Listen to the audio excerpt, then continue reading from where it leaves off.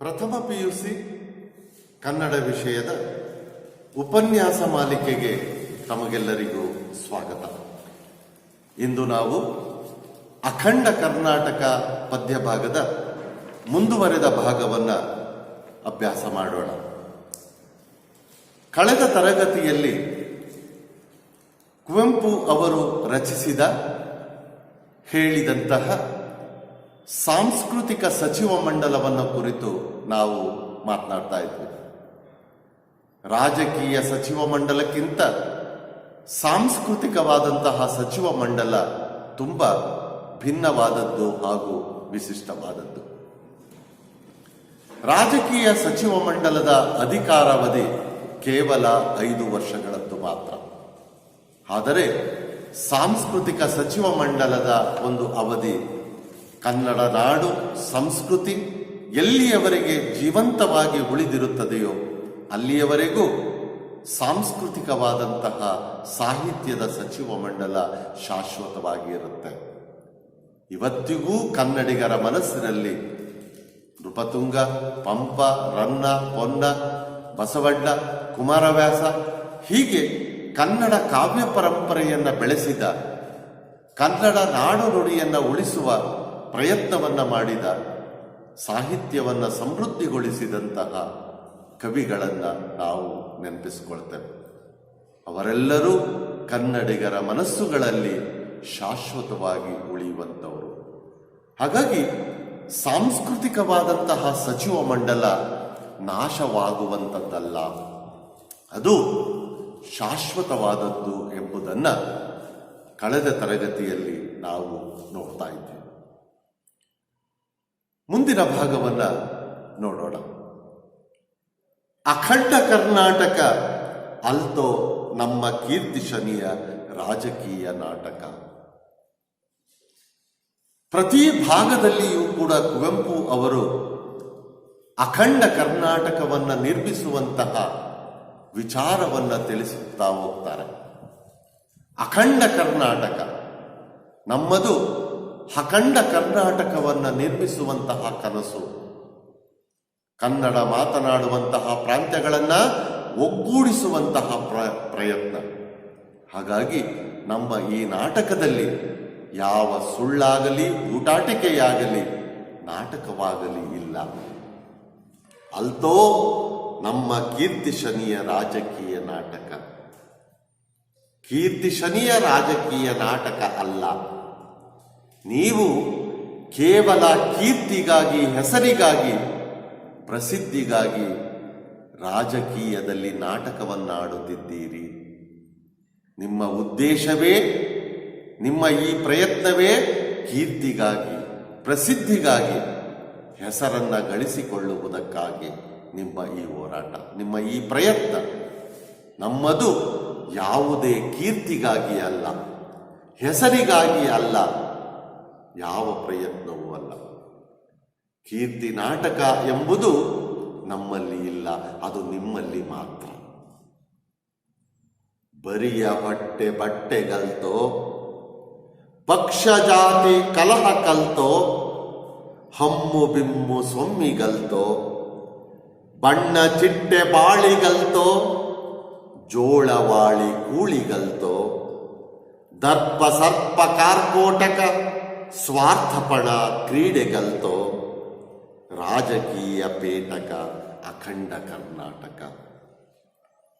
ನಮ್ಮದು ಅಖಂಡ ಕರ್ನಾಟಕವನ್ನು ಕಟ್ಟುವುದು, ಕನ್ನಡ ಮಾತನಾಡುವಂತಹ ಪ್ರಾಂತ್ಯಗಳನ್ನು ಒಗ್ಗೂಡುವುದು. ನಮ್ಮದು ನಿಮ್ಮ ಹಾಗೆ ಕೀರ್ತಿ ಶನಿಯ ರಾಜಕೀಯ ನಾಟಕವಲ್ಲ. ಕೀರ್ತಿಯ ಶನಿ ನಿಮಗಿಡಿದಿರುವಂತೆ ನಮಗಿಲ್ಲ. ನಿಮಗೆ ಕೀರ್ತಿ ಎಂಬಂತಹ ಶನಿ ಬೆನ್ನತ್ತಿದೆ. ಹಾಗಾಗಿ ಕೀರ್ತಿಗಾಗಿ, ಹೆಸರಿಗಾಗಿ, ಪ್ರಸಿದ್ಧಿಗಾಗಿ ನೀವು ಈ ಪ್ರಯತ್ನಗಳನ್ನು ಮಾಡುತ್ತಿದ್ದೀರಿ. ಒಂದೊಂದಾಗಿ ಹೀಗೆ ಹೇಳ್ತಾ ಹೋಗ್ತಾರೆ. ಬರಿಯ ಹೊಟ್ಟೆ ಬಟ್ಟೆಗಲ್ತೋ, ಈ ಹೋರಾಟವನ್ನು ಮಾಡುವುದರಿಂದ ಹೊಟ್ಟೆ ಬಟ್ಟೆಗೆ ಏನಾದರೂ ದೊರಕುತ್ತದೆ ಎಂಬ ಉದ್ದೇಶವಲ್ಲ. ಹೊಟ್ಟೆ ಬಟ್ಟೆಗಾಗಿ, ನಾವು ಬದುಕುವುದಕ್ಕಾಗಿ ಈ ಹೋರಾಟವನ್ನು ಮಾಡ್ತಾ ಇಲ್ಲ. ಹೋರಾಟದ ಹಿಂದಿನ ಉದ್ದೇಶವನ್ನ, ಕಾಳಜಿಯನ್ನ ಇಲ್ಲಿ ಕುವೆಂಪು ಅವರು ವ್ಯಕ್ತಪಡಿಸ್ತಾರೆ. ಹೊಟ್ಟೆ ಬಟ್ಟೆಗಲ್ತು, ಕೇವಲ ಹೊಟ್ಟೆ ಬಟ್ಟೆಗಾಗಿ ನಾವು ಈ ಹೋರಾಟವನ್ನು ಮಾಡ್ತಾ ಇಲ್ಲ. ಕನ್ನಡ ನಾಡು ಸಂಸ್ಕೃತಿಯನ್ನು ಉಳಿಸುವುದಕ್ಕಾಗಿ, ಅಖಂಡ ಕರ್ನಾಟಕವನ್ನು ನಿರ್ಮಿಸುವುದಕ್ಕಾಗಿ ಹೋರಾಟವನ್ನು ಮಾಡ್ತಾ ಇದ್ದೇವೆ. ಹೊಟ್ಟೆ ಬಟ್ಟೆಗಾಗಿ ನೀವು ಪ್ರಯತ್ನವನ್ನು ಮಾಡಬಹುದು, ಆದರೆ ನಂಬದು ಹೊಟ್ಟೆ ಬಟ್ಟೆಗಾಗಿ ಅಲ್ಲ.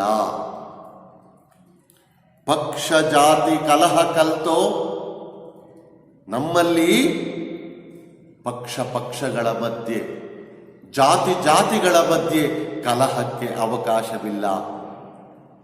ಎಷ್ಟೇ ಜಾತಿಗಳಿರ್ಬೋದು, ಎಷ್ಟೇ ಪಕ್ಷಗಳಿರ್ಬೋದು, ಆದರೆ ನಾವೆಲ್ಲ ಕನ್ನಡಿಗರು, ಕನ್ನಡ ನಾಡಿನವರು ಎಂಬುದನ್ನು ಮರೆಯೋ ಹಾಗಿಲ್ಲ ಎಂಬುದನ್ನು ನೀವು ಗಮನಿಸಬೇಕು.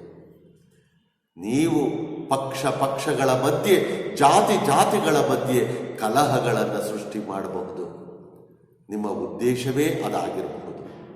ಆದರೆ ನಮ್ಮದು ಜಾತಿಗಳ ಮಧ್ಯೆ ಕಲಹವನ್ನು ಉಂಟು ಮಾಡುವುದಲ್ಲ, ಪಕ್ಷಗಳ ಮಧ್ಯೆ ಭೇದವನ್ನು ಉಂಟು ಮಾಡುವುದಲ್ಲ. ನಾವೆಲ್ಲರೂ ಒಂದೇ, ನಾವೆಲ್ಲರೂ ಕನ್ನಡಿಗರು. ಹಮ್ಮು ಬಿಮ್ಮು ಸೊಮ್ಮಿಗಲ್ತೋ, ಅಖಂಡ ಕರ್ನಾಟಕವನ್ನು ನಿರ್ಮಿಸುತ್ತಿರುವಂತಹ ಈ ಹೋರಾಟದಲ್ಲಿ ಹಮ್ಮೂ ಇಲ್ಲ, ಹುಮ್ಮೂ ಇಲ್ಲ. ಅಹಂಕಾರ, ಅಹಮ್ಮಿಕೆ, ನಮ್ಮಲ್ಲಿ ಯಾವ ಅಹಮ್ಮಿಕೆಯೂ ಮನೆ ಮಾಡಿಲ್ಲ, ಸೊಕ್ಕಿಲ್ಲ, ಗರ್ವ ಇಲ್ಲ. ಹಮ್ಮು ಅಹಂಕಾರ, ಬಿಂಬು ಸೊಕ್ಕು, ಯಾವ ಅಹಂಕಾರವೂ ಇಲ್ಲ, ಸೊಕ್ಕು ಇಲ್ಲ, ಗರ್ವ ಇಲ್ಲ. ನಾವು ಅಖಂಡ ಕರ್ನಾಟಕವನ್ನು, ಕನ್ನಡ ಮಾತನಾಡುವಂತಹ ಪ್ರಾಂತ್ಯಗಳನ್ನು ಒಗ್ಗೂಡಿಸುವಂತಹ ಏಕೈಕ ಉದ್ದೇಶದಿಂದ ಈ ಪ್ರಯತ್ನವನ್ನ ಮಾಡುತ್ತಿರುವುದು. ಬಣ್ಣ ಚಿಟ್ಟೆ ಬಾಳಿಗಲ್ತೋ ಈ ಹೋರಾಟವನ್ನು ಮಾಡುವುದರಿಂದ, ಅಖಂಡ ಕರ್ನಾಟಕವನ್ನು ನಿರ್ಮಿಸುವುದರಿಂದ ಯಾವುದೋ ಸುಂದರವಾದಂತಹ ಒಂದು ಬದುಕು ದೊರಕುತ್ತದೆ ಅಂತ ಅಲ್ಲ. ಬಣ್ಣದ ಚಿಟ್ಟೆಯ ಬಾಳು ಅಂದರೆ ಸುಂದರವಾದಂತಹ ಬದುಕನ್ನು ಕಟ್ಟಿಕೊಳ್ಳುವಂತಹ ಪರಿಸರ. ಅಖಂಡವಾದಂತಹ ಕರ್ನಾಟಕವನ್ನು ನಿರ್ಮಿಸಿದ ಕ್ಷಣ ಸುಂದರವಾದಂತಹ ಬದುಕು ದೊರಕುತ್ತದೆ ಅಂತ ಅಲ್ಲ, ಅಥವಾ ಸುಂದರವಾದಂತಹ ಬದುಕನ್ನ ಮಾಡಿಕೊಳ್ಳುವುದಕ್ಕಾಗಿ ಅಲ್ಲ. ನಮ್ಮದು ಕನ್ನಡ ಪ್ರಾಂತ್ಯಗಳನ್ನು, ಕನ್ನಡ ಮಾತನಾಡುವಂತಹ ಪ್ರಾಂತ್ಯಗಳನ್ನು ಒಗ್ಗೂಡಿಸುವಂತಹ ಪ್ರಯತ್ನ. ಇದರಲ್ಲಿ ಬೇರೆ ಯಾವ ಉದ್ದೇಶವೂ ಇಲ್ಲ. ಜೋಳವಾಳಿ ಕೂಳಿಗಲ್ತೋ, ಯಾವುದೋ ಅನ್ನದ ಅಂಗಾಗಲಿ ಋಣವಾಗಲಿ ನಮ್ಮ ಮೇಲೆ ಇಲ್ಲ. ಅದಕ್ಕೆಲ್ಲ ನಾವು ಈ ಹೋರಾಟವನ್ನು ಮಾಡ್ತಾ ಇರೋದು. ಹರಿದು ಹಂಚಿ ಹೋಗಿರುವಂತಹ ಕನ್ನಡ ನಾಡಿನ, ಕನ್ನಡ ಪ್ರದೇಶಗಳನ್ನು, ಭಾಗಗಳನ್ನು ಒಗ್ಗೂಡಿಸುವುದರಿಂದ ಕನ್ನಡದ ಒಂದು ಸರ್ಕಾರವನ್ನ, ರಾಜ್ಯವನ್ನ ಕಟ್ಟಬಹುದು. ಆಗ ಈ ಎಲ್ಲ ಅಂಶಗಳು ಅಭಿವೃದ್ಧಿಗೆ ಪೂರಕವಾಗಿರ್ತವೆ. ಈ ಹಿನ್ನೆಲೆಯಲ್ಲಿ ಅಖಂಡ ಕರ್ನಾಟಕವನ್ನು ನಿರ್ಮಿಸುವಂತಹ ಕನಸನ್ನು ಕಾಣುತ್ತಿದ್ದೇವೆ ವಿನಃ ಬೇರೆ ಯಾವ ಉದ್ದೇಶವೂ ನಮಗಿಲ್ಲ. ಜೋಳವಾಳಿ ಕೂಳಿಗಾಗಲಿ, ಯಾವುದೋ ಅನ್ನದ ಋಣವಾಗಲಿ, ಉಪ್ಪಿನ ಅಂಗಾಗಲಿ, ಒಡೆಯನ ಋಣವಾಗಲಿ ನಮ್ಮ ಮೇಲೆ ಇಲ್ಲ. ನಾವು ಅಖಂಡ ಕರ್ನಾಟಕವನ್ನು ನಿರ್ಮಿಸುವುದಕ್ಕಾಗಿ ಈ ಪ್ರಯತ್ನವನ್ನ ಮಾಡುತ್ತಿದ್ದೇವೆ. ದರ್ಪ ಸರ್ಪ ಕಾರ್ಕೋಟಕ ಸ್ವಾರ್ಥಪಣ ಕ್ರೀಡೆಗಲ್ತೋ, ಯಾವ ದರ್ಪವೂ ಇಲ್ಲ, ಅಹಂಕಾರವೂ ಇಲ್ಲ. ಸರ್ಪ ಕಾರ್ಕೋಟಕ ಆವುಗಳಂತೆ ಅವುಗಳಲ್ಲಿರುವಂತಹ ವಿಷವೂ ಕೂಡ ನಮ್ಮಲ್ಲಿಲ್ಲ. ಸ್ವಾರ್ಥದ ಅಂಶವಂತೂ ಇಲ್ಲವೇ ಇಲ್ಲ. ಆ ವಿಚಾರದಲ್ಲಿ ನಾವು ಆಟ ಆಡುತ್ತಿಲ್ಲ. ಅಹಂಕಾರವಿಲ್ಲ, ಹಾವುಗಳಲ್ಲಿರುವಂತೆ ವಿಷವೂ ಕೂಡ ನಮ್ಮಲ್ಲಿಲ್ಲ. ಸ್ವಾರ್ಥದ ವಿಚಾರವಂತೂ ಇಲ್ಲವೇ ಇಲ್ಲ. ಹೀಗಿರುವಾಗ ನಾವು ಆಟ ಆಡುವುದಕ್ಕೆ ಸಾಧ್ಯವಿಲ್ಲ.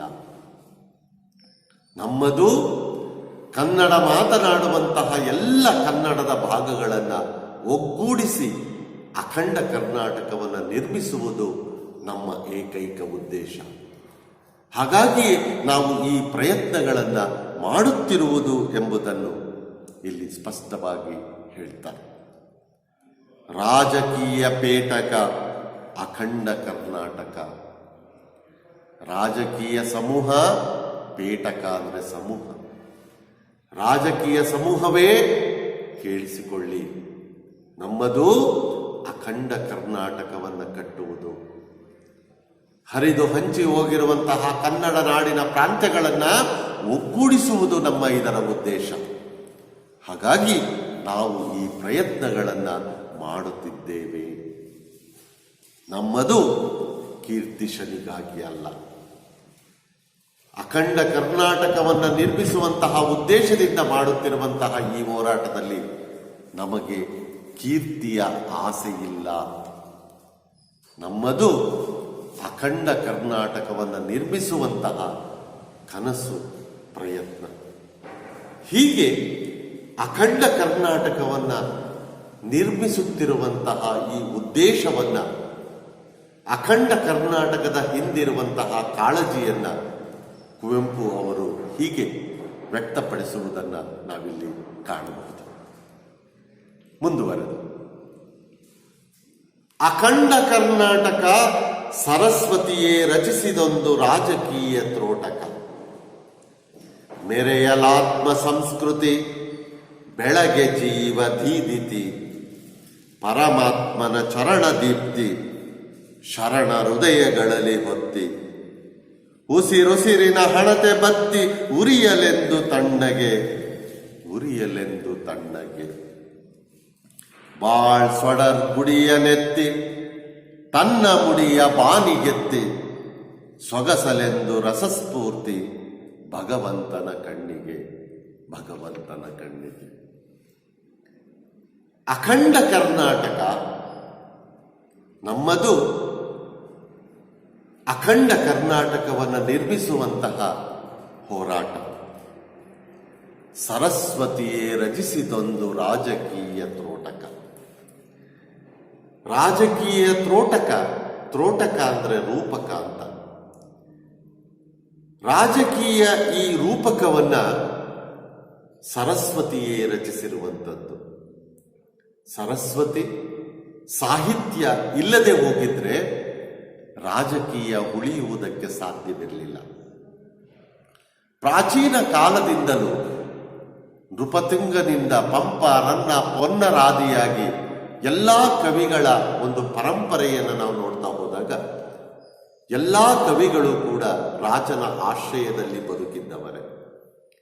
ರಾಜನ ಆಶ್ರಯದಲ್ಲಿದ್ದುಕೊಂಡು ತನ್ನ ಕಾವ್ಯದಲ್ಲಿ ರಾಜನನ್ನ ಉಳಿಸುವಂತಹ ಪ್ರಯತ್ನವನ್ನು ಮಾಡಿದರು. ತನ್ನ ಕಾವ್ಯಗಳ ಜೊತೆ, ಕಾವ್ಯದ ನಾಯಕನ ಜೊತೆ ತನ್ನ ಆಶ್ರಯದಾತನಾಗಿರುವಂತಹ ರಾಜನನ್ನು ಸಮೀಕರಿಸಿ ಕಾವ್ಯಗಳನ್ನು ರಚಿಸಿರುವುದನ್ನು ನಾವು ಕಾಣ್ತೇವೆ. ಹೀಗೆ ರಾಜಕೀಯ ರೂಪಕವನ್ನ ರಚಿಸಿರುವುದೇ ಈ ಸರಸ್ವತಿ ಸಾಹಿತ್ಯ. ಕವಿಗಳೇ ಇದಕ್ಕೆ ಮೂಲ ಕಾರಣ. ಸಾಹಿತ್ಯವಿಲ್ಲದೆ ಹೋಗಿದ್ರೆ ರಾಜಕೀಯ ಉಳಿಯುವುದಕ್ಕೆ ನಾವು ಸಾಧ್ಯ ಆಗ್ತಿರ್ಲಿಲ್ಲ. ರಾಜಕೀಯದ ಪರಿಚಯ ನಮಗೆ ದೊರಕ್ತಾ ಇರಲಿಲ್ಲ. ಹೀಗಾಗಿ ರಾಜಕೀಯವನ್ನ ಉಳಿಸಿಕೊಂಡು ಪೋಷಣೆ ಮಾಡಿಕೊಂಡು ಬಂದಿರುವುದೇ ನಮ್ಮ ಈ ಪರಂಪರೆಯಲ್ಲಿ ಸಾಹಿತ್ಯ ಎಂಬುದನ್ನು ನಾವು ಎಂದಿಗೂ ಕೂಡ ಮರೆಯುವುದಕ್ಕೆ ಸಾಧ್ಯ ಇಲ್ಲ.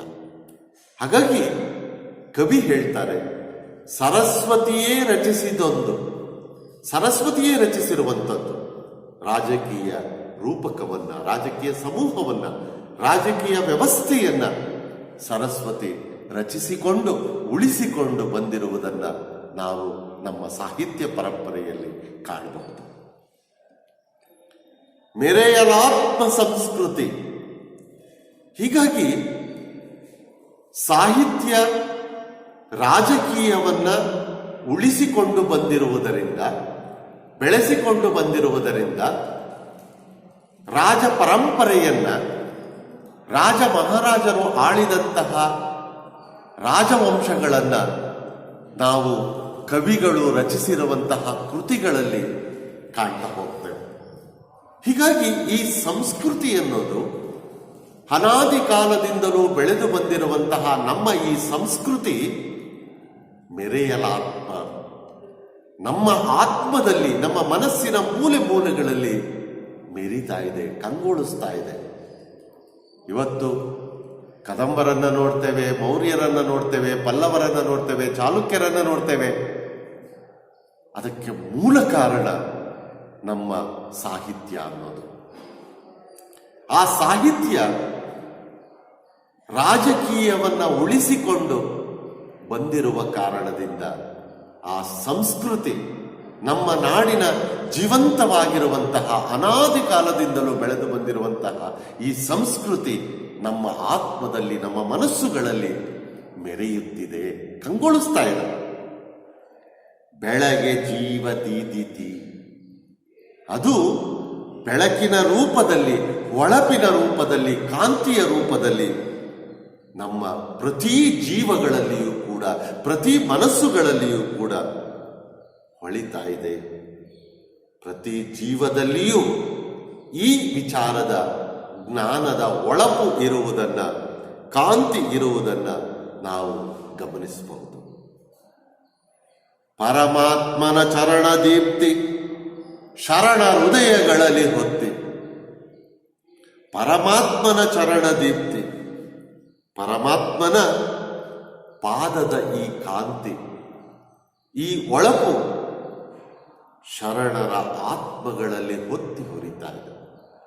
ಎಲ್ಲರಲ್ಲಿಯೂ ಕೂಡ ಪ್ರತಿ ಕನ್ನಡ ನಾಡಿನ ಶರಣರು ಅಂತ ನಾವೇನು ಕರೀತೇವೆ, ಕನ್ನಡ ಭಾಷೆಯ ಮೇಲಿನ ಅಭಿಮಾನ, ಕನ್ನಡ ನಾಡು ನುಡಿ ಸಂಸ್ಕೃತಿಯ ಮೇಲಿನ ಅಭಿಮಾನವನ್ನು ಒಳಗೊಂಡಿರುವಂತಹ ಪ್ರತಿಯೊಬ್ಬ ಶರಣರ ಮನಸ್ಸುಗಳಲ್ಲಿ, ಹೃದಯಗಳಲ್ಲಿ ದೀಪದಂತೆ ಬೆಳಕಿನ ರೂಪದಲ್ಲಿ ಅದು ಹೊತ್ತಿ ಉರಿಯುತ್ತಿದೆ, ಬೆಳಕನ್ನು ಕೊಡ್ತಾ ಇದೆ. ಇದರ ಮೂಲಕವಾಗಿ ಪ್ರತಿಯೊಬ್ಬರೂ ಕೂಡ ಬೆಳಕನ್ನ, ಬೆಳಕಿನ ಮಾರ್ಗವನ್ನ, ಜೀವನದ ಮೌಲ್ಯಗಳನ್ನ ಕಂಡುಕೊಳ್ಳುವಂತಹ ಪ್ರಯತ್ನವನ್ನು ನಾವು ಮಾಡ್ತಾ ಇದ್ದೇವೆ. ಇತಿಹಾಸ, ಚರಿತ್ರೆ ಇವತ್ತು ನಾವು ಅಧ್ಯಯನ ಮಾಡ್ತಾ ಇದ್ದೇವೆ ಅಂತ ಹೇಳಿದ್ರೆ, ಅದಕ್ಕೆ ಅದರ ಬಗ್ಗೆ ಅಭಿಮಾನದ ಮಾತುಗಳನ್ನು ಆಡ್ತಾ ಇದ್ದೇವೆ ಅಂತ ಹೇಳಿದ್ರೆ, ಅದಕ್ಕೆ ಮೂಲ ಕಾರಣ ನಮ್ಮ ಈ ಸಂಸ್ಕೃತಿ ಮತ್ತು ಸಾಹಿತ್ಯ. ಹೀಗಾಗಿ ಈ ಪರಮಾತ್ಮನ ಚರಣ ದೀಪ್ತಿ ಶರಣ ಹೃದಯಗಳಲ್ಲಿ ಹೊತ್ತಿ, ಪರಮಾತ್ಮನ ಪಾದದ ಕಾಂತಿ ಪ್ರತಿಯೊಬ್ಬ ಶರಣರ ಮನಸ್ಸುಗಳಲ್ಲಿ ಬೆಳಕಿನ ರೂಪದಲ್ಲಿ ಹೊತ್ತಿ ಹುರಿತಾ ಇದೆ. ಅವರೆಲ್ಲರೂ ಕೂಡ ಬೆಳಕನ್ನು ಕೊಡುವಂತಹ ಪ್ರಯತ್ನವನ್ನು, ಜ್ಞಾನವನ್ನು ಹಂಚುವಂತಹ ಪ್ರಯತ್ನವನ್ನು ಮಾಡ್ತಿದ್ದಾರೆ. ಹುಸಿರುಸಿರಿನ ಹಣತೆ ಬತ್ತಿ ಉರಿಯಲೆಂದು ತಣ್ಣಗೆ.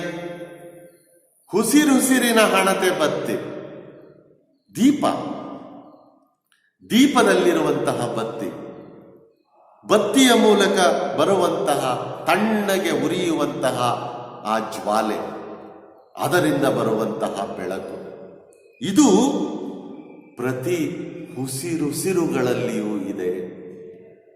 ದೀಪ, ದೀಪದಲ್ಲಿರುವ ಬತ್ತಿ, ಬತ್ತಿಯಲ್ಲಿರುವಂತಹ ಜ್ವಾಲೆ, ಜ್ವಾಲೆಯಿಂದ ಬರುವಂತಹ ಬೆಳಕು, ಇದು ಪ್ರತಿಯೊಬ್ಬರ ಉಸಿರಿನಲ್ಲಿ, ಪ್ರತಿಯೊಬ್ಬರ ಮನಸ್ಸುಗಳಲ್ಲಿ ಬೆಳಕಿನ ರೂಪದಲ್ಲಿ ಹೊರಹೊಮ್ಮುತ್ತಿರುವುದನ್ನು ನಾವು ಕಾಣಬಹುದು. ಅದಕ್ಕೆ ಮೂಲ ಕಾರಣ ನಮ್ಮ ಸಾಹಿತ್ಯ. ಆ ಸಾಹಿತ್ಯ ನಮ್ಮ ರಾಜಕೀಯದ ರಾಜವಂಶಗಳನ್ನು ಉಳಿಸಿ ಬೆಳೆಸಿಕೊಂಡು ಬಂದಿರುವುದನ್ನು ಕಾಣ್ತೇವೆ. ಇವತ್ತು ರಾಜವಂಶಗಳು ನಮ್ಮ ಕಣ್ಣೆದುರಿಗೆ ಜೀವಂತವಾಗಿ ಉಳಿದಿದ್ದಾವೆ ಅಂತ ಹೇಳಿದ್ರೆ ಸರಸ್ವತಿ ರಚಿಸಿರುವಂತಹ ಕಾರಣದಿಂದ. ಹಾಗಾಗಿ ಸಾಹಿತ್ಯ ಯಾವಾಗಲೂ ಕೂಡ ರಾಜಕೀಯಕ್ಕೆ ಪೂರಕವಾದದ್ದು. ಹಾಗಾಗಿ ರಾಜಕೀಯವೂ ಕೂಡ ಸಾಹಿತ್ಯಕ್ಕೆ ಪೂರಕವಾಗಿ ನಡೆದುಕೊಳ್ಳಬೇಕು. ಆಗಲೇ ಉತ್ತಮವಾದಂತಹ ಒಂದು ಸಾಮ್ರಾಜ್ಯ ನಿರ್ಮಾಣಗೊಳ್ಳುವುದಕ್ಕೆ ಸಾಧ್ಯ ಎಂಬುದನ್ನು ಇಲ್ಲಿ ಕವಿ ಸೂಕ್ಷ್ಮವಾಗಿ ತಿಳಿಸುವುದನ್ನು ಕಾಣಬಹುದು. ಬಾಳ ಸೊಡರ್ ಗುಡಿಯ ನೆತ್ತಿ ತನ್ನ ಮುಡಿಯ ಬಾನಿಗೆತ್ತಿ. ಬಾಳ ಸೊಡರ್ ಗುಡಿಯ ನೆತ್ತಿ, ಗುಡಿಯ ನೆತ್ತಿ, ಬಾಳ ಸೊಡರ್, ಬಾಳಿನ ಈ ದೀಪ, ಜೀವನದ ಈ ಬೆಳಕು. ಸೊಡರು ಅಂತ ಹೇಳಿದ್ರೆ ದೀಪ, ಬೆಳಕು. ಜೀವನದ ಈ ದೀಪ ಗುಡಿಯ ನೆತ್ತಿ ಅತ್ಯಂತ ಎತ್ತರವಾದಂತಹ ಒಂದು ಸ್ಥಾನದಲ್ಲಿ ಇದ್ದಾಗ, ನಿಂತುಕೊಂಡಾಗ ತನ್ನ ಮುಡಿಯ ಬಾನಿಗೆತ್ತಿ, ತನ್ನ ಮುಡಿಯನ್ನ, ತನ್ನ ಮುಖವನ್ನ ಬಾನಿಗೆತ್ತಿ, ಬಾನಿನೆತ್ತರಕ್ಕೆ ಎತ್ತಿಕೊಂಡು ಸೊಗಸಲೆಂದು ರಸಸ್ಫೂರ್ತಿ. ಆಗ ರಸಸ್ಫೂರ್ತಿ ಸೊಗಸಾಗಿ ನಮ್ಮ ಕಣ್ಣಿಗೆ ಕಾಣಿಸುತ್ತೆ. ಭಗವಂತನ ಕಣ್ಣಿಗೆ ಈ ರಸಸ್ಫೂರ್ತಿ, ರಸಭರಿತವಾದಂತಹ ಈ ಒಂದು ಸ್ಫೂರ್ತಿ, ಪ್ರೇರಣೆ ಸೊಗಸಾಗಿ ನಮ್ಮೆಲ್ಲರ ಕಣ್ಣಿಗೆ ಕಾಣಿಸುತ್ತೆ. ಹೀಗಾಗಿ ಈ ಹಿನ್ನೆಲೆಯಲ್ಲಿ ಸಾಹಿತ್ಯ ರಾಜಕೀಯವನ್ನು ಪೋಷಣೆ ಮಾಡಿಕೊಂಡು ಬಂದ ಹಾಗೆ, ಉಳಿಸಿಕೊಂಡು ಬಂದ ಹಾಗೆ, ರಾಜಕೀಯವೂ ಕೂಡ ಸಾಹಿತ್ಯವನ್ನು ಉಳಿಸುವಂತಹ, ಸಾಹಿತ್ಯವನ್ನು ಪೋಷಣೆ ಮಾಡುವಂತಹ ಪ್ರಯತ್ನವನ್ನು ಮಾಡಬೇಕು. ಆಗ ಅದು ಕನ್ನಡಿಗರ ಕಣ್ಣುಗಳಿಗೆ ಮಾತ್ರವಲ್ಲ, ಭಗವಂತನಿಗೂ ಕೂಡ ರಸಸ್ಫೂರ್ತಿಯಾಗಿ, ಸೊಗಸಾಗಿ, ಸುಂದರವಾಗಿ ಎಲ್ಲರ ಕಣ್ಣಿಗೂ ಕಾಣಿಸುತ್ತೆ. ಹಾಗಾಗಿ ರಾಜಕೀಯ ಸಮೂಹ ಸಾಹಿತ್ಯಕ್ಕೆ ಪ್ರೋತ್ಸಾಹವನ್ನ, ಬೆಂಬಲವನ್ನ, ಸಹಕಾರವನ್ನ ನೀಡಬೇಕು. ಈ ರೀತಿಯಲ್ಲಿ ವಿರೋಧವನ್ನ, ಅಖಂಡ ಕರ್ನಾಟಕವನ್ನು ನಿರ್ಮಿಸುವುದಕ್ಕೆ ಮಾಡುತ್ತಿರುವಂತಹ ಈ ಹೋರಾಟಕ್ಕೆ ಅಡ್ಡಿಯನ್ನುಂಟು ಮಾಡುವುದು ತಪ್ಪು ಎಂಬ ವಿಚಾರಗಳನ್ನು ಕುವೆಂಪು ಅವರು ಇಲ್ಲಿ ಹೀಗೆ ವ್ಯಕ್ತಪಡಿಸ್ತಾರೆ. ಹಾಡುದಿಹೆನು ಕಂಡ ನಾನು ದಿಟ್ಟಿಗೇಡೋ, ಹುಟ್ಟು ಕುರುಡೋ, ಬುದ್ಧಿ ಬರಡೋ, ಬೇರೆ ಹುರುಡೋ, ಮೆಳ್ಳಗಂಡ ಕಾಣೆ ನೀನು, ಹೇಳು ತಪ್ಪು ನನ್ನದೇನು, ಕರ್ನಾಟಕ ಎಂಬುದೇನು ಪ್ರಶ್ನೆ ಮಾಡ್ತಾರೆ. ಯಾರು ಎಚ್ಚರಿಕೆಯ ನೋಟಿಸ್ ಅನ್ನ ಕುವೆಂಪು ಅವರಿಗೆ ಕೊಟ್ಟಿದ್ರು, ಅವರಿಗೆ ಈ ಮಾತನ್ನ ಹೇಳ್ತಾರೆ. ಹಾಡುತ್ತಿಹೆನು ಕಂಡ ನಾನು. ಇದೆಲ್ಲವನ್ನು ತಿಳಿದಿರುವುದರಿಂದ, ಇದೆಲ್ಲವನ್ನು ಕಂಡಿರುವುದರಿಂದ ನಾನು ಕರ್ನಾಟಕದ ಏಕೀಕರಣವನ್ನು ಕುರಿತು ಹಾಡ್ತಿದ್ದೇನೆ. ಕರ್ನಾಟಕದ ಏಕೀಕರಣವನ್ನು ಕುರಿತು ನಾನು ಮಾತನಾಡ್ತಿದ್ದೇನೆ. ನಮ್ಮದು ಅಖಂಡ ಕರ್ನಾಟಕವನ್ನು ನಿರ್ಮಿಸುವುದಕ್ಕಾಗಿ ಮಾಡುತ್ತಿರುವಂತಹ ಈ ಹೋರಾಟ. ಇದೆಲ್ಲವೂ ನನಗೆ ತಿಳಿದಿದೆ, ಇದೆಲ್ಲವೂ ನನಗೆ ಗೊತ್ತಿದೆ. ನಮ್ಮ ಸಂಸ್ಕೃತಿ, ನಮ್ಮ ನಾಡು, ನುಡಿ ಎಲ್ಲವೂ ನನಗೆ ತಿಳಿದಿರೋದ್ರಿಂದ, ಗೊತ್ತಿರುವುದರಿಂದ ನಾನು ಮಾತನಾಡ್ತಿದ್ದೇನೆ. ದಿಟ್ಟಿಗೇಡೋ, ಹುಟ್ಟು ಕುರುಡೋ, ದಿಟ್ಟಿಗೇಡೋ, ನಿನ್ ದಿಟ್ಟಿ ದೃಷ್ಟಿ, ದೃಷ್ಟಿ ಕೆಟ್ಟಿದೆಯೇ? ಇದನ್ನ ನೀವು ಸರಿಯಾಗಿ ನೋಡುವುದಕ್ಕೆ ಸಾಧ್ಯವಾಗುತ್ತಿಲ್ಲವೇ? ನಮ್ಮ ಈ ದಾರಿಯನ್ನ, ನಮ್ಮ ಈ ವಿಚಾರಗಳನ್ನ, ನಮ್ಮ ಈ ಉದ್ದೇಶವನ್ನ ನೀವು ಸರಿಯಾಗಿ ನೋಡುವುದಕ್ಕೆ ಏಕೆ ಸಾಧ್ಯವಾಗ್ತಾ ಇಲ್ಲ? ದಿಟ್ಟಿಗೇಡೋ, ನಿಮ್ಮ ದೃಷ್ಟಿ ಕೆಟ್ಟಿದೆಯೇ? ನೋಡಿ, ಒಮ್ಮೆ ಪರೀಕ್ಷಿಸಿಕೊಳ್ಳಿ. ನಿಮ್ಮ ದೃಷ್ಟಿ ಕೆಟ್ಟಿರಬಹುದು.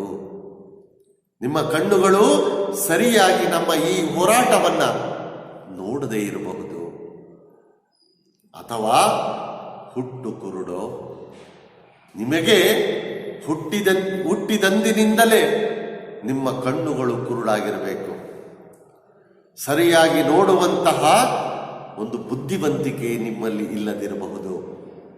ನಿಮ್ಮ ಕಣ್ಣುಗಳು ಹುಟ್ಟಿದಾಗಿನಿಂದ ಕುರುಡಾಗಿರಬಹುದು. ಅದಕ್ಕಾಗಿ ನಮ್ಮ ಈ ಹೋರಾಟ, ನಮ್ಮ ಈ ಪ್ರಯತ್ನ, ನಮ್ಮ ಈ ಉದ್ದೇಶ ನಿಮಗೆ ಸರಿಯಾಗಿ ಕಾಣಿಸುತ್ತಿಲ್ಲ, ಗೊತ್ತಾಗ್ತಾ ಇಲ್ಲ. ಅಥವಾ ಬುದ್ಧಿ ಬರಡಾಗಿದೆಯೇ, ಬುದ್ಧಿ ಪಂಜರಾಗಿದೆಯೇ, ನಿಮ್ಮ ತಲೆಯಲ್ಲಿ ಏನೂ ಇಲ್ಲವೇ? ಯೋಚಿಸುವಂತಹ ಶಕ್ತಿ, ಯೋಚಿಸುವಂತಹ ಸಾಮರ್ಥ್ಯ ನಿಮಗೆಲ್ಲವೇ? ನಿಮ್ಮ ಬುದ್ಧಿ ಬಂಜರು ಭೂಮಿಯಂತಾಗಿದೆಯೇ? ಬರಡು ಭೂಮಿ, ಏನೂ ಬೆಳೆಯಲಿಕ್ಕೆ ಆಗದೇ ಇರುವಂತಹ ಸ್ಥಿತಿ ಇರುತ್ತಲ್ಲ, ಬರಡು ಭೂಮಿ. ಹಾಗೆ ಏನು ಯೋಚಿಸುವುದಕ್ಕೆ ನಿಮಗೆ ಸಾಧ್ಯವಾಗ್ತಾ ಇಲ್ಲವೇ? ಬುದ್ಧಿ ಇಲ್ಲವೇ ನಿಮಗೆ? ಅಥವಾ ಬೇರೆ ಹುರುಡು ಪೈಪೋಟಿ ಸ್ಪರ್ಧೆ, ಬೇರೆ ಏನಾದರೂ ಸ್ಪರ್ಧೆ ನಿಮಗಿದೆಯೇ? ಅಥವಾ ಯಾವುದಾದರೂ ಸ್ಪರ್ಧೆಯಿಂದ, ಪೈಪೋಟಿಯಿಂದ ಅಥವಾ ಮತ್ಸರದಿಂದ ಹೀಗೆ ನೀವು ನಡೆದುಕೊಳ್ಳುತ್ತಿದ್ದೀರಾ? ಹೇಳಿ. ದೃಷ್ಟಿ ಕೆಟ್ಟಿದೆಯೇ? ಹುಟ್ಟು ಕುರುಡಾಗಿದೆಯೇ? ಅಥವಾ ಬುದ್ಧಿ ಬರಡಾಗಿದೆಯೇ?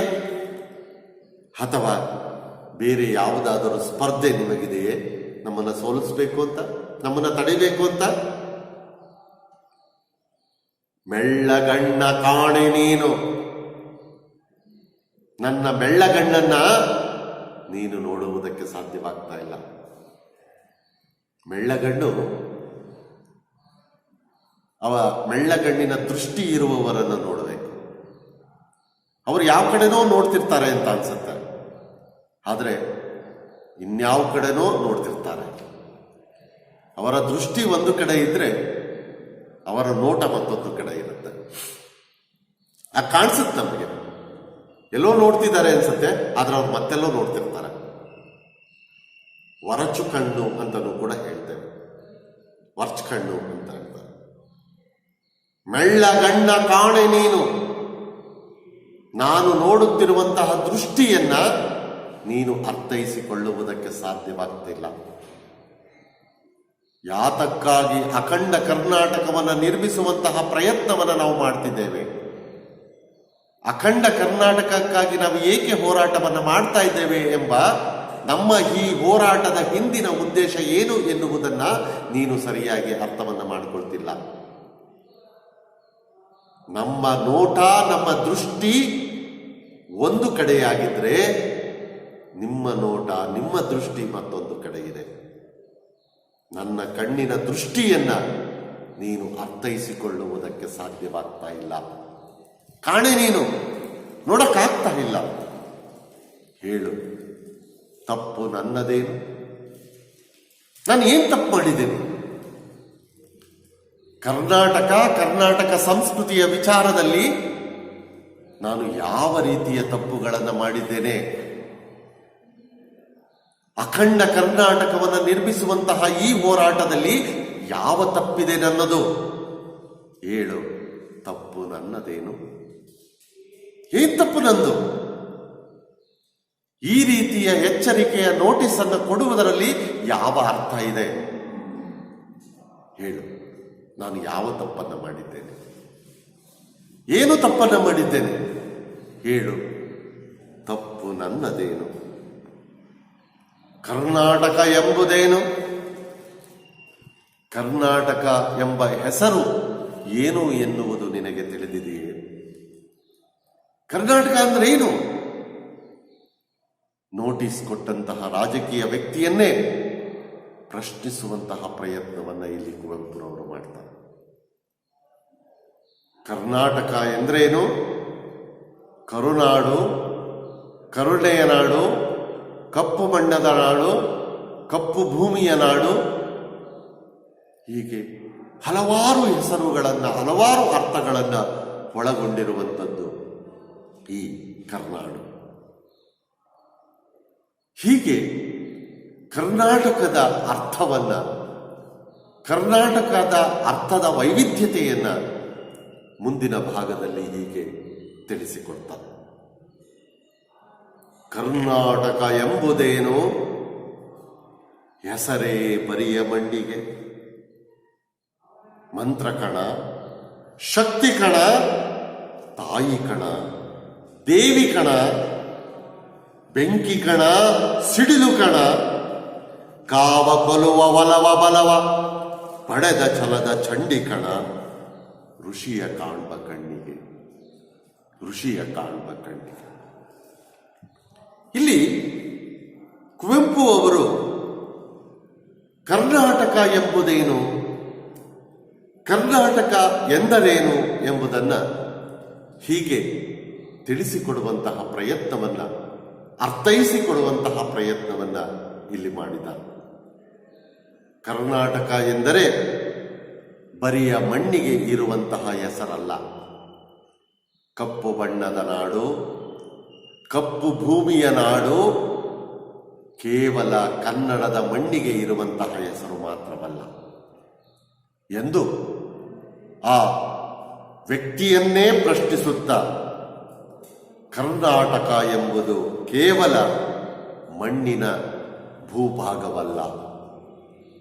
ಕರ್ನಾಟಕ ಎಂಬುದರ ಶಕ್ತಿ ಏನಂದ್ರೆ ಮಂತ್ರ ಕಣ, ಶಕ್ತಿ ಕಣ, ತಾಯಿ ಕಣ, ದೇವಿ ಕಣ, ಬೆಂಕಿ ಕಣ, ಸಿಡಿಲು ಕಣ, ಕಾವ ಕೊಲುವ ಒಲವ ಬಲವ ಪಡೆದ ಛಲದ ಚಂಡಿ ಕಣ.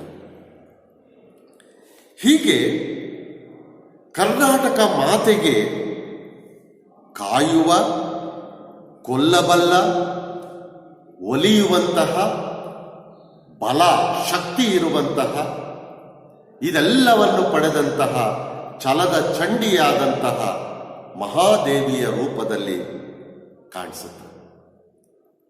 ಹೀಗೆ ಒಂದು ಭೂಮಿ, ಒಂದು ನಾಡು, ಒಂದು ಪ್ರದೇಶ ಕಾಯುವ ತಾಯಿಯಂತೆ, ದೇವರಂತೆ, ಮಂತ್ರದಂತೆ, ಕೊಲ್ಲಬಲ್ಲಂತಹ ಶತ್ರುಗಳನ್ನ, ವಿರೋಧಿಗಳನ್ನ, ಒಲಿಯುವ ಬಲ ಇರುವಂತಹ ಇವೆಲ್ಲವನ್ನ ಪಡೆದಂತಹ ಛಲದ ಚಂಡಿಯಾಗಿ, ದೇವರಾಗಿ ನಮಗೆ ಕಾಣಿಸ್ಬೇಕಾದ್ರೆ ಋಷಿಯ ಹಾಗೆ ಕಾಣುವಂತಹ ಕಣ್ಣಿರಬೇಕು. ಋಷಿಮುನಿಗಳಿಗೆ ದೂರದ ದೃಷ್ಟಿ ಇತ್ತಂತೆ. ಅಂತಹ ಕಣ್ಣು, ಒಳಗಣ್ಣು ನಮಗಿರಬೇಕು. ಅಂತಹ ಋಷಿಯ ಕಣ್ಣು ಹುಟ್ಟಿನಿಂದ ಬರುವ ಕಣ್ಣು ಅಲ್ಲ, ಅದು ಸಾಧನೆಯಿಂದ, ಚಿಂತೆಯಿಂದ ಪಡೆಯಬಹುದಾದಂತಹ ಒಂದು ಕಣ್ಣು. ಆದುದರಿಂದ ಕುವೆಂಪು ಸೂಚಿಸುವಂತೆ ಕರ್ನಾಟಕ ಮಾತೆಗೆ ಮಾತ್ರ ಪೊರೆಯುವ ಜವಾಬ್ದಾರಿ ಇರುವುದಲ್ಲ, ಅವಳನ್ನು ಕಾಣಲು ಕಷ್ಟಪಡಬೇಕಾದ ಜವಾಬ್ದಾರಿ ಕರ್ನಾಟಕದ ಎಲ್ಲ ಮಣ್ಣಿನ ಮಕ್ಕಳಿಗೂ ಇದೆ ಎಂಬುದನ್ನು, ಎಲ್ಲರೂ ಆ ನಿಟ್ಟಿನಲ್ಲಿ ಪ್ರಯತ್ನಿಸಬೇಕು ಎಂಬುದನ್ನು ಹೀಗೆ ಕುವೆಂಪು ಅವರು ಹೇಳ್ತಾ ಹೋಗ್ತಾರೆ. ಕರ್ನಾಟಕ ಎಂಬುದು ಕೇವಲ ಮಣ್ಣಿಗೆ ಅಷ್ಟೇ ಇರುವಂತಹ ಹೆಸರಲ್ಲ. ಕರ್ನಾಟಕ ಎಂಬುದು ಮಂತ್ರಕಣ. ಕರ್ನಾಟಕಕ್ಕೆ ಮಂತ್ರಿಸುವ, ಆಕರ್ಷಿಸುವಂತಹ, ಮಂತ್ರಮುಗ್ಧರನ್ನಾಗಿಸುವಂತಹ ಒಂದು ಸೆಳೆಯುವ ಶಕ್ತಿ ಇದೆ ಕನ್ನಡ ಭಾಷೆಗೆ. ಶಕ್ತಿ ಕಣ, ಕನ್ನಡ ಭಾಷೆಗೆ ಶಕ್ತಿ ಇದೆ. ತಾಯಿಯ ರೂಪದಲ್ಲಿ ಕಾಪಾಡುವಂತಹ, ಪೋಷಿಸುವಂತಹ ಶಕ್ತಿ ಇದೆ ಕನ್ನಡಕ್ಕೆ. ದೇವರ ಹಾಗೆ ರಕ್ಷಿಸುವ, ಕಷ್ಟಗಳಿಂದ ದೂರ ಮಾಡುವಂತಹ ಶಕ್ತಿ ಭಾಷೆಗಿದೆ, ಕನ್ನಡಕ್ಕಿದೆ.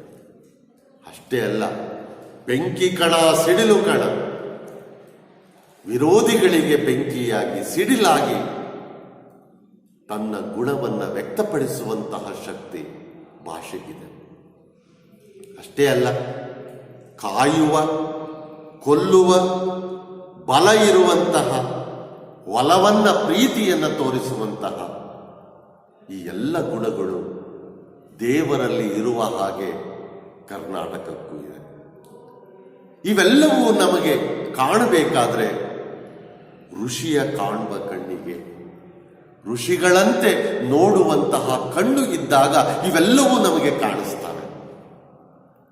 ಋಷಿಗಳಿಗೆ ಒಳಗಣ್ಣು ಅಂತ ಒಂದಿರ್ತಿತ್ತಂತೆ, ಅಂತರಂಗ, ಅಂತಸ್ಸಾಕ್ಷಿ, ಅಂತರಾತ್ಮ. ಅವರಿಗೆ ಎಲ್ಲವೂ ಕೂಡ ಅರ್ಥವಾಗ್ತಾ ಇತ್ತು. ಹಾಗೆ ಅರ್ಥೈಸಿಕೊಳ್ಳುವಂತಹ, ಋಷಿಗಳ ಹಾಗೆ ಕಾಣುವಂತಹ ಕಣ್ಣು ಯಾರಿಗೆ ಇರುತ್ತದೆಯೋ ಅವರು ಮಾತ್ರ ಕರ್ನಾಟಕವನ್ನ ಈ ಎಲ್ಲ ರೀತಿಯಲ್ಲಿ ಅರ್ಥೈಸಿಕೊಳ್ಳುವುದಕ್ಕೆ ಸಾಧ್ಯ, ಕಾಣುವುದಕ್ಕೆ ಸಾಧ್ಯ. ಋಷಿಗಳ ಹಾಗೆ ಕಣ್ಣಿದ್ದಾಗ ಆ ಕರ್ನಾಟಕ ಮಂತ್ರವಾಗಿ ಕಾಣಿಸುತ್ತೆ, ಶಕ್ತಿಯಾಗಿ ಕಾಣಿಸುತ್ತೆ, ತಾಯಿಯಾಗಿ ಕಾಣಿಸುತ್ತೆ, ದೇವರಾಗಿ ಕಾಣಿಸುತ್ತೆ, ಬೆಂಕಿಯಾಗಿ, ಸಿಡಿಲಾಗಿ ಕಾಣಿಸುತ್ತೆ. ಕಾಯುವ ರೀತಿಯಲ್ಲಿ, ಕೊಲ್ಲುವ ರೀತಿಯಲ್ಲಿ, ಒಲುಮೆಯನ್ನು ತೋರಿಸುವ ರೀತಿಯಲ್ಲಿ, ಶಕ್ತಿ ಇರುವ ರೀತಿಯಲ್ಲಿ ನಮಗೆ ಕಾಣಿಸುತ್ತೆ. ಹಾಗಾಗಿ ನಮಗೆ ಋಷಿಗಳ ಹಾಗೆ ಕಾಣುವಂತಹ ಕಣ್ಣಿರಬೇಕು. ಆಗ ವಿರೋಧಿಗಾ ಸ್ಫೋಟಕ, ಆಗ ವಿರೋಧಿಗಳಿಗೆ ನಾವು ಸ್ಫೋಟಕವಾಗಿ ವರ್ತಿಸುವುದಕ್ಕೆ ಸಾಧ್ಯವಾಗುತ್ತೆ, ವಿರೋಧಿಗಳನ್ನು ಸಂಹರಿಸುವುದಕ್ಕೆ ಸಾಧ್ಯವಾಗುತ್ತೆ, ವಿರೋಧಿಗಳ ಶಕ್ತಿಯನ್ನ ತಡೆಯುವುದಕ್ಕೆ ಸಾಧ್ಯವಾಗುತ್ತೆ. ಕಂಡ ಕವಿಗ ಕಂಡ ದೇವಿ ಕಣ ಕರ್ನಾಟಕ, ಸರಸ್ವತಿಯೇ ರಚಿಸಿದೊಂದು ರಾಜಕೀಯ ತ್ರೋಟಕ. ವಿರೋಧಿಗಾ ಸ್ಫೋಟಕ, ಅಖಂಡ ಕರ್ನಾಟಕ, ಅಲ್ತೋ ನಾವು ನರ್ತಿಪೊಂದು ರಾಜಕೀಯ ನಾಟಕ. ಅಖಂಡ ಕರ್ನಾಟಕ, ಅಖಂಡ ಕರ್ನಾಟಕ, ಜೈ ಜೈ ಜೈ ಅಖಂಡ ಕರ್ನಾಟಕ. ಹೀಗೆ ಕರ್ನಾಟಕದ ಅರ್ಥ ವಿವರಣೆಯನ್ನ ಇಲ್ಲಿ ತಿಳಿಸಿಕೊಡ್ತಾರೆ. ಋಷಿಗಳ ಹಾಗೆ ಕಾಣುವಂತಹ ಕಣ್ಣು ಯಾರಿಗಿರುತ್ತದೆಯೋ ಅವರು ಮಾತ್ರ ವಿರೋಧಿಗಾ ಸ್ಫೋಟಕ, ವಿರೋಧಿಗಳಿಗೆ ಸ್ಫೋಟಕವಾಗಿ ವಿರೋಧಿಗಳನ್ನು ನಾಶ ಮಾಡುವಂತೆ ವರ್ತಿಸುವುದಕ್ಕೆ ಸಾಧ್ಯ. ಕಂಡ ಕವಿಗ ಕಂಡ ದೇವಿ ಕಣ ಕರ್ನಾಟಕ. ನಿಮಗೆ ಕರ್ನಾಟಕ ಅಂದರೆ ಏನು ಅನ್ನುವುದು ಅರ್ಥವಾಗದೇ ಇರಬಹುದು, ಆದರೆ ಕವಿಗಳು ಕಂಡಂತಹ, ಕವಿಗಳು ನೋಡಿದಂತಹ ಈ ಕರ್ನಾಟಕ ಇದು. ಕವಿಗ ಕಂಡ ದೇವಿ ಕಣ ಕರ್ನಾಟಕ, ಕವಿಗಳು ಕಂಡಂತಹ ದೇವರ ಸ್ವರೂಪಿಯಾದಂತಹ ಕರ್ನಾಟಕ ಇದು, ದೇವಿಯ ಸ್ವರೂಪಿಯಾದಂತಹ ಕರ್ನಾಟಕ ಇದು.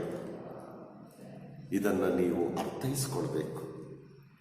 ಸರಸ್ವತಿಯೇ ರಚಿಸಿದೊಂದು ರಾಜಕೀಯ ತ್ರೋಟಕ. ಇದನ್ನ ಸರಸ್ವತಿ ರಚಿಸಿದಾಳು. ಸರಸ್ವತಿಯ ಸಾಹಿತ್ಯವನ್ನು ರಚಿಸಿದ್ಯಾರು? ಕವಿಗಳು. ಹೀಗೆ ಕವಿಗಳು ಸಾಹಿತ್ಯದ ಮೂಲಕ ರಾಜಕೀಯ ರೂಪಕವನ್ನು ರಚಿಸಿದ್ದಾರೆ. ರಾಜಕೀಯವನ್ನು ಉಳಿಸುವ, ಬೆಳೆಸುವಂತಹ ಪ್ರಯತ್ನವನ್ನು ಮಾಡಿಕೊಂಡು ಬಂದಿದ್ದಾರೆ. ಅಷ್ಟೇ ಅಲ್ಲ, ವಿರೋಧಿಗಾ ಸ್ಫೋಟಕ, ರಾಜಕೀಯವನ್ನು ಉಳಿಸಿಕೊಂಡು ಪೋಷಿಸಿಕೊಂಡು ಬಂದ ಹಾಗೆ ವಿರೋಧಿಗಳಿಗೆ ಸ್ಫೋಟಕವಾಗಿಯೂ ಕವಿಗಳು ವರ್ತಿಸಿದ್ದಾರೆ. ಸಾಹಿತ್ಯದ ಮೂಲಕ ಸಮಾಜವನ್ನು ತಿದ್ದುವಂತಹ ಪ್ರಯತ್ನವನ್ನು ಮಾಡಿದ್ದಾರೆ. ಹಾಗಾಗಿ ಸಾಂಸ್ಕೃತಿಕವಾದಂತಹ ಈ ಲೋಕ ತುಂಬ ವಿಶಿಷ್ಟವಾದದ್ದು, ಶ್ರೇಷ್ಠವಾದದ್ದು. ಅಖಂಡ ಕರ್ನಾಟಕ ಇದು ಅಖಂಡ ಕರ್ನಾಟಕದಲ್ಲಿ ಮಾತ್ರ ಕಾಣೋದಕ್ಕೆ ಸಾಧ್ಯ. ಅಖಂಡ ಕರ್ನಾಟಕದ ಉದ್ದೇಶವೇ ಇದು. ಭಾಷೆ, ಕನ್ನಡ ಮಾತನಾಡುವಂತಹ ಬೇರೆ ಬೇರೆ ಪ್ರಾಂತ್ಯಗಳನ್ನು ಒಗ್ಗೂಡಿಸೋದು, ಅಖಂಡ ಕರ್ನಾಟಕವನ್ನು ನಿರ್ಮಿಸೋದು. ಅಲ್ತೋ ನಾವು ನರ್ತಿಪೊಂದು ರಾಜಕೀಯ ನಾಟಕ. ನಮ್ಮದು ನರ್ತಿಸುತ್ತಿರುವಂತಹ ಒಂದು ರಾಜಕೀಯ ನಾಟಕವಲ್ಲ. ನಾವು ರಾಜಕೀಯ ನಾಟಕವನ್ನು ಆಡ್ತಾ ಇಲ್ಲ. ನಮ್ಮದು ನಾಟಕ ಅಲ್ಲ. ನರ್ತನೆ ಮಾಡ್ತಿಲ್ಲ, ನಿಮ್ಮ ಮುಂದೆ ಕುಣಿತಾ ಇಲ್ಲ, ನಿಮಗೆ ವಿರುದ್ಧವಾಗಿ ನಾವು ನಡ್ಕೊಳ್ತಾ ಇಲ್ಲ. ನಮ್ಮದು ರಾಜಕೀಯ ವಿರುದ್ಧವಾದಂತಹ ಹೋರಾಟವಲ್ಲ. ನಮ್ಮದು ಅಖಂಡ ಕರ್ನಾಟಕವನ್ನು ನಿರ್ಮಿಸುವುದಕ್ಕಾಗಿ ಮಾಡುತ್ತಿರುವಂತಹ ಹೋರಾಟ. ಅಖಂಡ ಕರ್ನಾಟಕ, ಅಖಂಡ ಕರ್ನಾಟಕ. ನಾವು ಅಖಂಡ ಕರ್ನಾಟಕವನ್ನು ನಿರ್ಮಿಸಿಯೇ ತೀರ್ತೇವೆ, ಕಟ್ಟಿಯೇ ತೀರ್ತೇವೆ. ನಮ್ಮ ಈ ನಿರ್ಧಾರ ಅಚಲವಾದದ್ದು, ದೂರದೃಷ್ಟಿಯನ್ನು ಒಳಗೊಂಡಿರುವಂಥದ್ದು. ಜೈ ಜೈ ಜೈ ಅಖಂಡ ಕರ್ನಾಟಕ. ಹೀಗೆ ಅಖಂಡ ಕರ್ನಾಟಕವನ್ನು ನಿರ್ಮಿಸುವುದಕ್ಕಾಗಿ ಮಾಡುತ್ತಿರುವಂತಹ ಈ ಹೋರಾಟದ ಹಿಂದಿನ ಉದ್ದೇಶವನ್ನು ಕವಿಗಳು ಇಲ್ಲಿ ವ್ಯಕ್ತಪಡಿಸ್ತಾರೆ. ಹೀಗಾಗಿ ಯಾವುದೇ ಒಂದು ರಾಷ್ಟ್ರದ ಬದುಕಿನಲ್ಲಿ ರಾಜಕೀಯ ಅಧಿಕಾರ ಅನ್ನೋದು ಅಂತಿಮ ಅಲ್ಲ. ಆದರೆ ಸಾಂಸ್ಕೃತಿಕವಾದಂತಹ ಒಂದು ಲೋಕ ಇದೆಯಲ್ಲ, ಅದು ಶಾಶ್ವತವಾದದ್ದು. ಪ್ರಭುತ್ವ ನಾಡಿನ ಸಾಂಸ್ಕೃತಿಕ ಅಸ್ತಿತ್ವವನ್ನು ನಿರ್ಲಕ್ಷಿಸ್ತಾ ಇದೆ.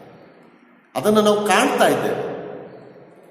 ಪ್ರಭುತ್ವ ಸಾಂಸ್ಕೃತಿಕ ಲೋಕವನ್ನು ಪೋಷಣೆ ಮಾಡಿದ್ರೆ ಒಂದು ನಾಡು ಸಂಪೂರ್ಣವಾಗಿ ಸಾಂಸ್ಕೃತಿಕವಾಗಿ ಅಭಿವೃದ್ಧಿ ಆಗುವುದರಲ್ಲಿ ಯಾವ ಸಂದೇಹವೂ ಇಲ್ಲ. ಪ್ರತಿ ಸಂದರ್ಭಗಳಲ್ಲಿ ರಾಜಕೀಯ ಪ್ರಭುತ್ವವು ನೈತಿಕ ಅಧಪತನದತ್ತ ಸಾಗಿದಾಗ ಸಾಂಸ್ಕೃತಿಕ ಶಕ್ತಿಗಳೇ ನಾಡಿನ ಅಂತಃಪ್ರಜ್ಞೆಯ ದ್ಯೋತಕವಾಗಿ ಪ್ರತಿರೋಧಿಸುತ್ತಾ ವಿರೋಧವನ್ನು ಮಾಡ್ತಾ ಅದನ್ನು ಸರಿದಾರಿಗೆ ತರುವಂತಹ ಪ್ರಯತ್ನವನ್ನು ಸಾಹಿತ್ಯ ಮಾಡಿಕೊಂಡು ಬಂದಿದೆ. ರಾಜ್ಯದ ಆತ್ಮಗೌರವವನ್ನು, ಒಂದು ನಾಡಿನ ಆತ್ಮಗೌರವವನ್ನು ಸಾಹಿತ್ಯ, ಸಾಂಸ್ಕೃತಿಕ ಲೋಕ ಯಾವಾಗಲೂ ಎತ್ತಿ ಹಿಡಿಯುತ್ತೆ. ಹೀಗಾಗಿ ಸಾಂಸ್ಕೃತಿಕ ಲೋಕ, ಸಾಂಸ್ಕೃತಿಕ ಸಾಹಿತ್ಯದ ಸಚಿವ ಮಂಡಲ ಯಾವಾಗಲೂ ಕೂಡ ನಿತ್ಯ ನೂತನವಾದದ್ದು ಎಂಬುದನ್ನು ಇಲ್ಲಿ ಲೇಖಕರು ನಮಗೆ ತಿಳಿಸಿಕೊಡ್ತಾರೆ.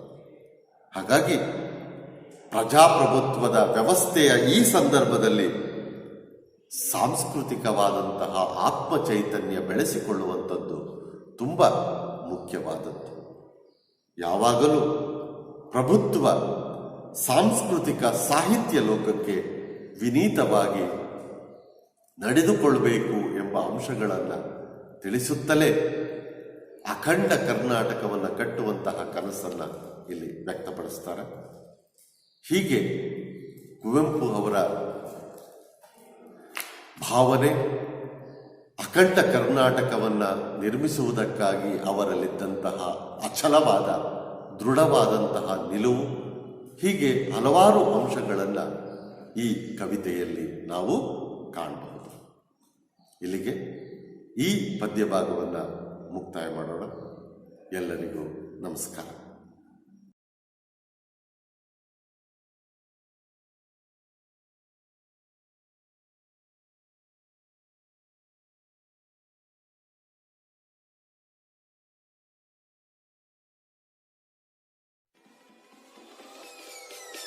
Peace.